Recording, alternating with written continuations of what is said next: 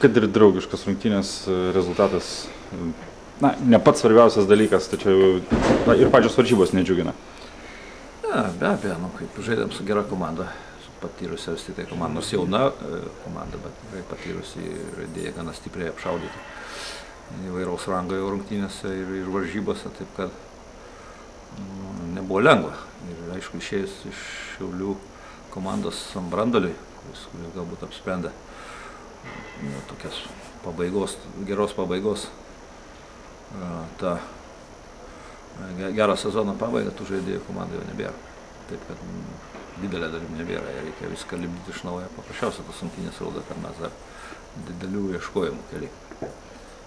Nes kol kas gana neaštriai žaidžiam priekį, kai neaštriai žaidė priekį, viskas susiveda į tai, kad parandam kamuolius, neišvystė atakos ir didelis krūvis tenka gynėjų vartininką pečių.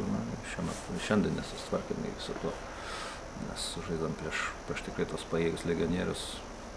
Iš esmės nelabai turėjom ką prieš pastatyti. Taip pat paprasčiausia tos rungtynės rodo, kad reikia lipdyti iš naujo komandą ir nemažas darbas laukia. Gerai, kad tokie šalti dušai yra ruošiamojo periodo metu, o ne sezono. 5 įvarčiai, daugiau, sakykime, komandos gynėjų grandies nesusižaidimas ar asmeninės klaidos vartininkai? Didelė dalim turbūt lėmė tai, kad tos įvarčius turbūt, kaip sako, futbolo terminais atsivežėm patys.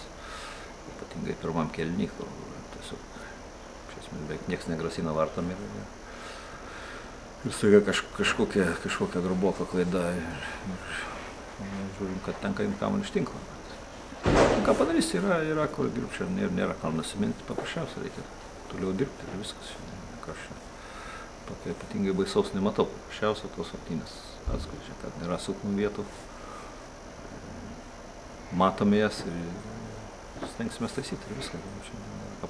Kokį įspūdį palieka tie žaidėjai, kurie dar nepasirašė kontraktų su Šiauliais komandos peržiūroje? Jeigu jiems šiandienos rungtynės, tai pasakyti, gal nekokį. Toks rezultatas ir kad kažkas labai skirtusi, tikrai negaliu pasakyti. Ir tie klausimai dėl kontraktų pasirašymą atviri.